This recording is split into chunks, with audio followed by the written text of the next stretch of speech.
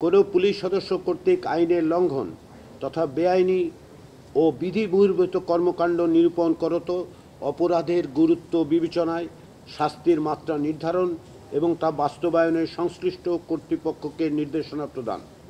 দ্বিতীয়, পুলিশের আইনানুগ ও স্বাভাবিক কর্মকাণ্ডকে যে কোনো ধরনের বেআইনি প্রভাব বা হস্তক্ষেপ থেকে সুরক্ষা প্রদানে কমিশন নিজ বিবেচনায় যথাযথ নির্দেশনা প্রদান। তিন, পুলিশের কোনো সদস্য বা সদস্যগণের বিরুদ্ধে নাগরিকদের অভিযোগ আমলে নিয়ে যথাযথ তদন্তের ভিত্তিতে আইনানুগ ব্যবস্থা গ্রহণের সিদ্ধান্ত প্রদান। চার, কোনো ব্যক্তি, গোষ্ঠী বা মহল কর্তৃক বেআইনি চাপ প্রয়োগ, অবৈধ বা বিধি বহির্ভূত কাজে বাধ্য করা ইত্যাদি বিষয়েও কোনো পুলিশ সদস্য কর্তৃক প্রাপ্ত অভিযোগ আমলে নিয়ে সে বিষয়ে যথাযথ তদন্ত করত কমিশনের নিজ বিবেচনায় যথাযথ ব্যবস্থা গ্রহণের সিদ্ধান্ত প্রদান। পাঁচ, পুলিশি ব্যবস্থা সম্পর্কিত বিদ্যমান আইন ও বিধিবিধানের দুর্বলতা ও অসম্পূর্ণতা চিহ্নিত করত সেগুলোকে যথাযথ ও যুগোপযোগীকরণের লক্ষ্যে একটি চলমান সংস্কার কর্মসূচি গ্রহণ ও পরিচালনা করা।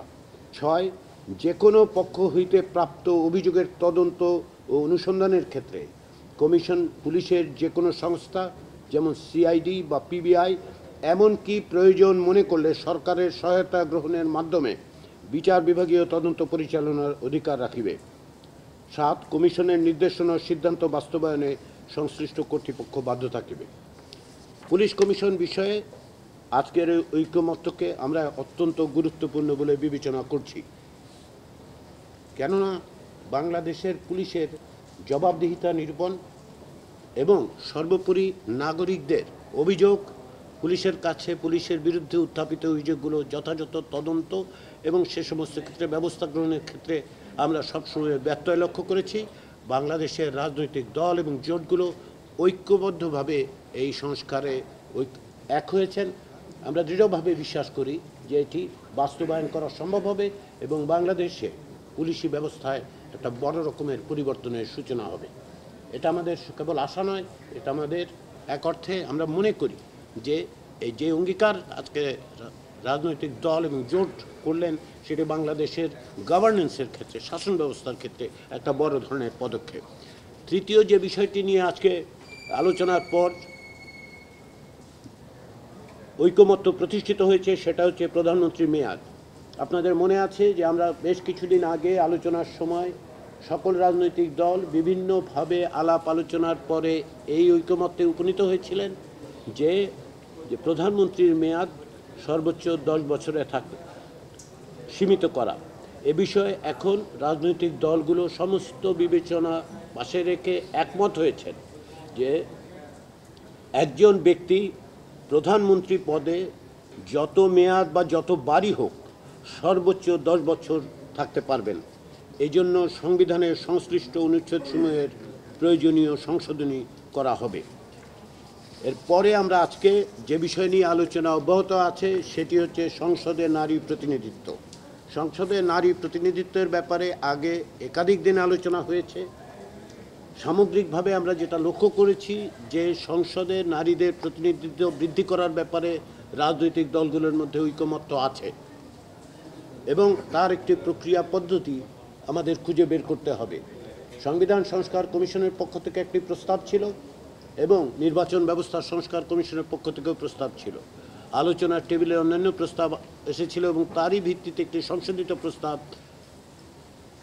ঐকমত্য কমিশনের পক্ষ থেকে দেয়া হয়েছিল। প্রথমে আমরা বলেছিলাম যে এখন 65 অনুচ্ছেদে যেভাবে সংরক্ষিত আসন আছে সেটা বাতিল করে দেওয়ার জন্য আমরা প্রস্তাব করেছিলাম এবং এই প্রস্তাব করা হয়েছিল যে রাজনৈতিক দলগুলো 1/3 আসনে নারীদের মনোনয়ন দিতে বাধ্য থাকবে।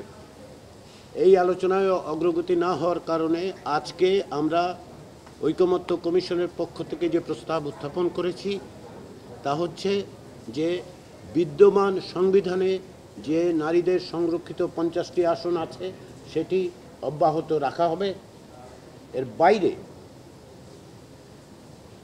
রাজনৈতিক দলগুলোকে আমরা অনুরোধ করছি এবং আমরা এই বিধি ব্যবস্থার জন্য প্রস্তাব করেছি যাতে ন্যূনতম 1/4 বা 1/5 300 আসনের 1/4 বা 1/5 আসনে নারীদের সরাসরি নির্বাচনের জন্য রাজনৈতিক দলগুলো মনোনয়ন দেয়।